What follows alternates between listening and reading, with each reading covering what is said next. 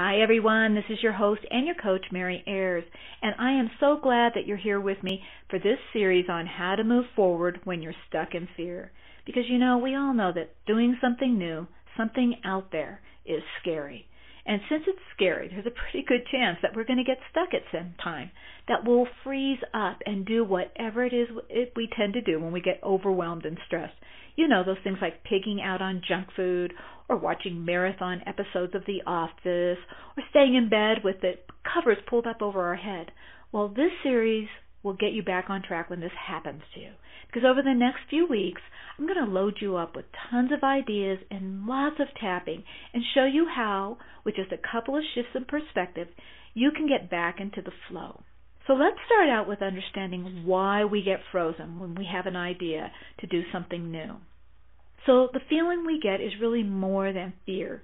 Fear is most often a cognitive response to the way we're interpreting the events around us. In other words, it's the thought that we have about the possibility of something or the reality of something happening that scares us. We've interpreted it in a way that says there's some kind of harm. And the truth is it's hard to say what comes first, the feeling in our body of being afraid or anxious, or the thought that we had. Because fear is really about our body running its action readiness program, right? An action readiness program is what your body starts to do when it feels that it's a threat. Now, a true fear, one that's a factual fear, is the feeling you're going to have if you're standing directly in front of a real danger, like, say, a bear or a threatening situation. That's a real situation, and we call that fear. And we know why we're feeling it is because we can see the thing that's causing it. However, most of us feel fear and anxiety because our mind is thinking about something in a way that perceives it as a threat. And it's telling the body to run its action readiness program because it's thinking it's going to be in a threat. It's going to be unsafe.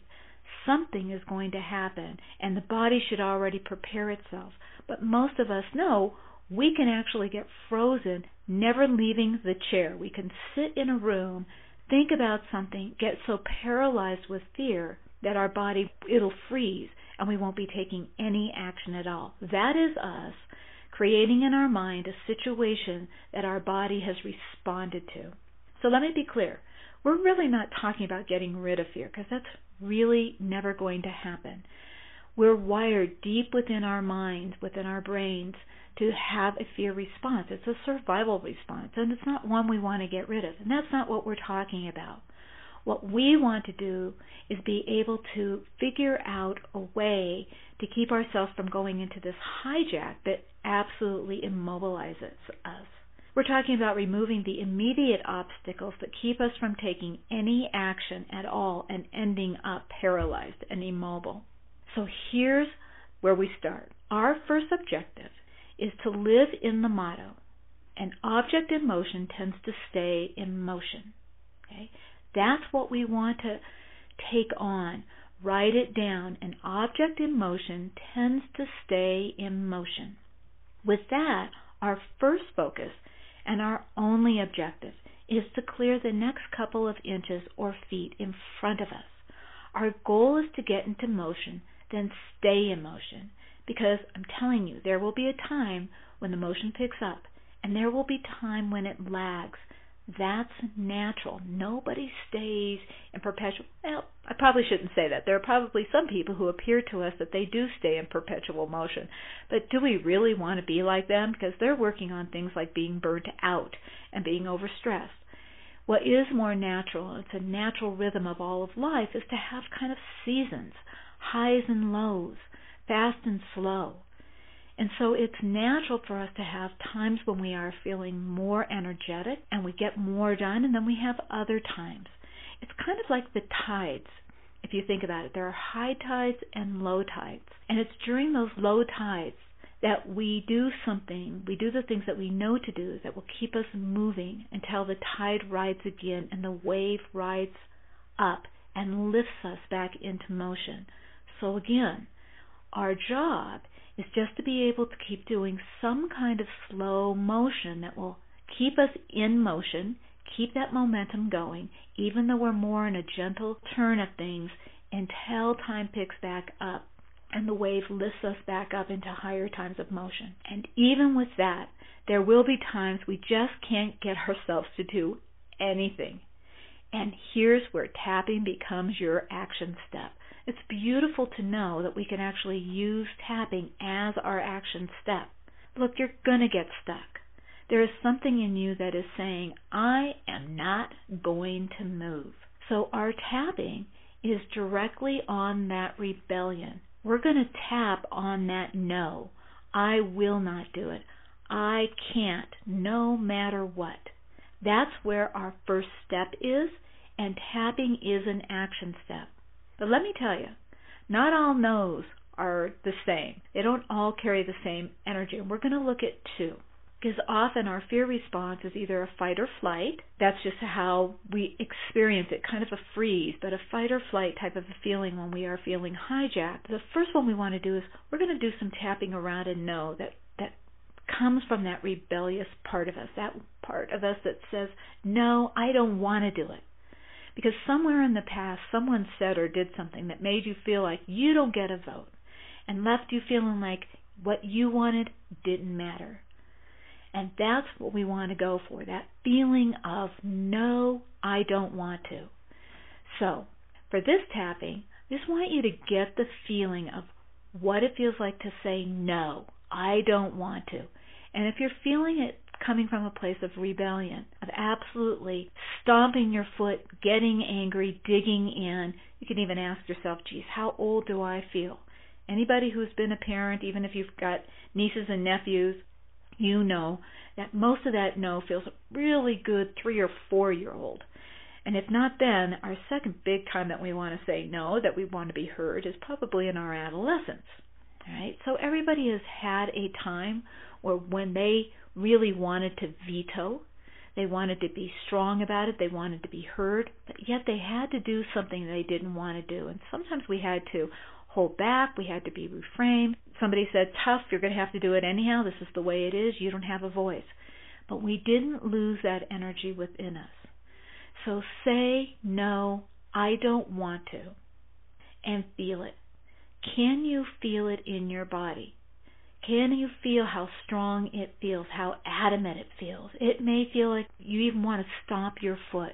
We start with that. So once you get feeling for what that no feels like for you, measure it on a scale of 0 to 10. How strong does that feel? How adamant does it feel? How rebellious does it feel? And then we're going to start on the karate chop. Even though I don't want to, and I mean it, I still accept myself and how I feel. Even though I don't want to do it, and you can't make me, I still choose to accept all of me now. Even though I don't want to, and I'm not going to, I still choose to accept all of me. And then we go up to the eyebrow. I don't want to. Side of the eye, and you can't make me. Under the eye, I'm not going to do it. Under the nose, no matter what you say. On the chin, I refuse. Collarbone, get away from me. Under the arm, I refuse to do it. Top of the head, and you can't make me. Let's go back to the eyebrow. I'm not going to do this. Side of the eye, and no one can make me. Underneath the eye, I said no. Under the chin, under the nose, I said no. Chin, go away. Collarbone, you can't make me. Under the arm, I don't want to do it. Top of the head, and I'm not going to do it. Now take a breath. Here's the thing you want to check in on. You want to say no and feel it again.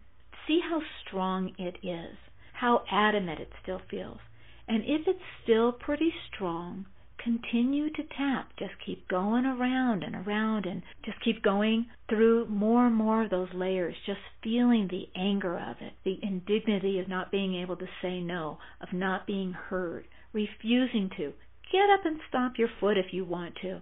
A good rebellious tapping is going to feel absolutely wonderful. When you've come down, and maybe you're about a 5, maybe a 4, we're going to do this round of tapping. So tap with me again, starting at the karate chop spot.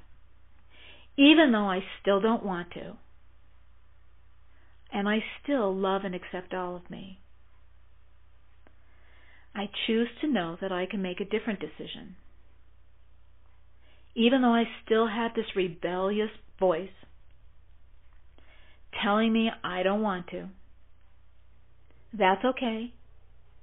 I still choose to accept all of me now.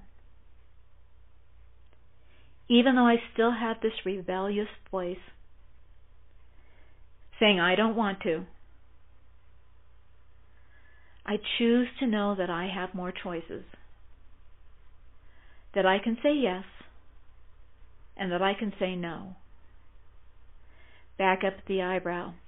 I still don't want to. Side of the eye. I'm still feeling pretty rebellious. Under the eye. I still want to say no. Under the nose. It still feels strong. On the chin. This feeling of I don't want to. Collarbone. And that you can't make me. Under the arm. But I do want more choices. Top of the head. I want the right to choose. Back at the eyebrow. What if there is something I want to say yes to?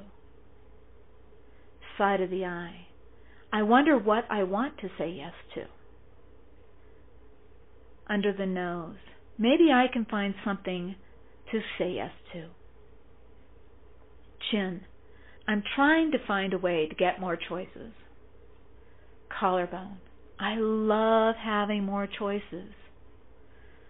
Under the arm. I have the choice to say yes or no.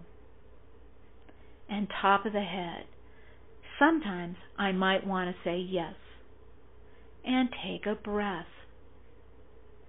So all we're doing is really opening ourselves up to the idea that I get to say yes and I get to say no. That opens up a lot of choices for us. And it's just softening that one spot for us. So of course, the other kind of no is one that comes with fear, anxiety. It can show up in our body as lethargy, anxiousness, numbness, dullness. It's almost as if we're so afraid that we're frozen. And that no sounds more like no, please, I can't do it. It comes from a place of fear. Please, please, no, please don't make me. There's a begging quality for it. It is a smaller voice that is more panic involved in it. And everybody knows that voice as well. If that's your no, say, no, please don't make me. And measure the amount of anxiety or fear. Maybe you're experiencing it in your body as a clutching, a shutting down. Measure it 0 to 10. We want to respect this kind of fear just as much as we do that rebellious fear, okay, or that rebellious anger. And so now we're going to tap this time on the side of the hand. And we're going to say, even though I'm so afraid, please, please don't make me. I still love and accept myself. Even though I'm so afraid, and I don't want to do it, I choose to love and accept all of me. Even though I'm so afraid, please don't make me do it. I accept all of myself now. And at the eyebrow, please no. Side of the eye, I don't want to do it. Under the eye, I'm way too scared. Under the nose, I can't do it. On the chin, I can't do it. Collarbone, I'm afraid to do it. Under the arm, it's too much for me. Top of the head, I can't do it. Back at the eyebrow, I'm too scared. Side of the eye, I just want to run away. Under the eye, I just want to hide. Under the nose, I'm scared. On the chin, I can't do this thing. On the collarbone, please don't make me. Under the arm, I can't. Top of the head, I can't do it, so please don't make me. And take a breath. Now, this kind of tapping might really get you in touch with some other time that you were really scared and you were begging, wishing that you didn't have to do it, that you could run away and hide. That's a good tapping for you. Think about that particular time. Go through that time in your mind while tapping about it. Tap on what happened and how scared you were. And I'm going to go into how I would tap on a specific event in a different call. But know that you can tap on just seeing it in your mind's eye like a movie and tapping on it until it loses a lot of its charge. But even doing this kind of a tapping on this general fear of I can't is going to help to bring down that charge in your body. Right? So say the words again. Feel it in your body. I can't. And when it's come down a little, and you may have to go back and do that tapping again, but when it's come down a little, we're going to go back to the karate chop, and we're going to say, even though I still have this fear, and I don't think I can do it, I've decided to be open-minded about this. Even though I'm still afraid, I still don't believe in myself, I'm still scared of doing it. That's okay. I'm going to accept all of me now. Even though I still have some fear about this, I've decided to give it a thought, to be curious, and see what might come up. And at the eyebrow, I still have some fear about this. Side of the eye, I still don't want to do it. Under the eye, I still have a lot of reservations. Under the nose, but a part of me is getting curious. On the chin, I'm starting to get really curious, collarbone, about what else could be possible. Under the arm, I like new possibilities.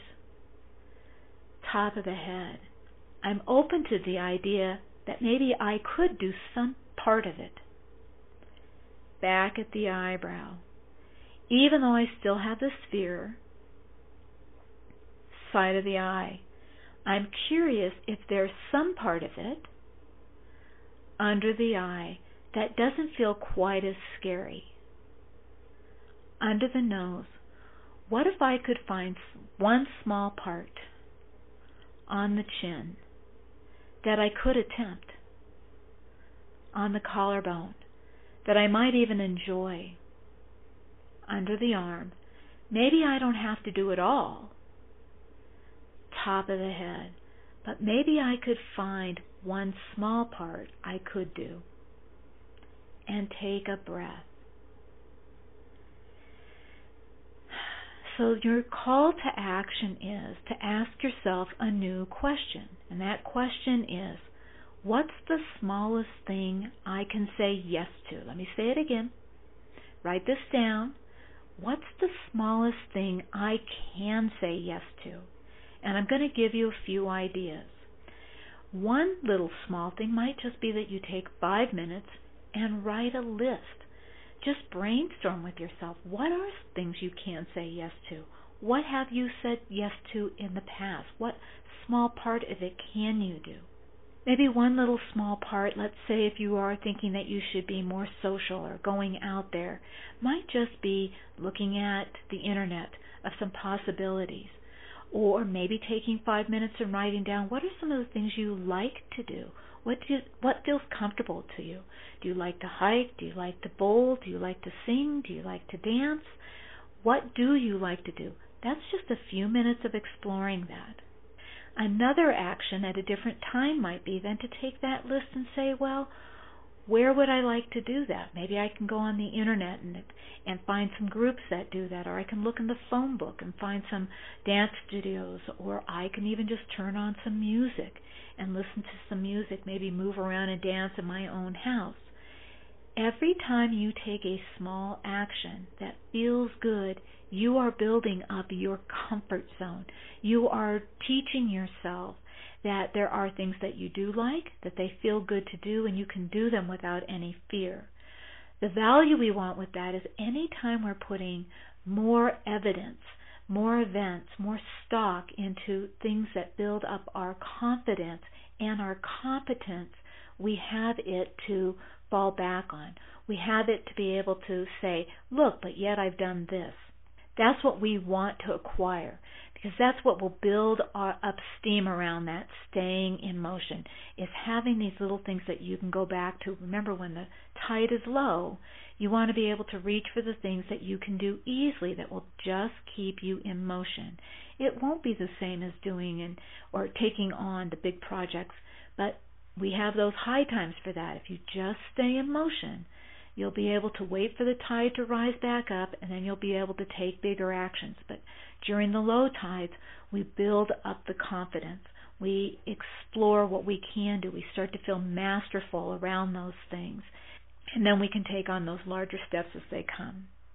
So over the next few weeks, we're going to be talking about 3 ways the mind gets clogged up. And we'll do tons of tapping, and we'll find some easy action steps. So over the next 3 weeks, we're going to be talking about finding your reverse motivators, how to ask better questions, and turning your body to go. So I hope that you join me over the next several weeks, and I want to hear from you. So please email me at mary@tapintoaction.com, mary@tapintoaction.com. Let me know if you've enjoyed being able to say no and stomp your foot. Let me know that you found something to say yes to, and how did that feel? What was it like for you to be able to say yes to some small thing? So I love to hear from you. Please don't hesitate to email me. And until next time, stay brilliant.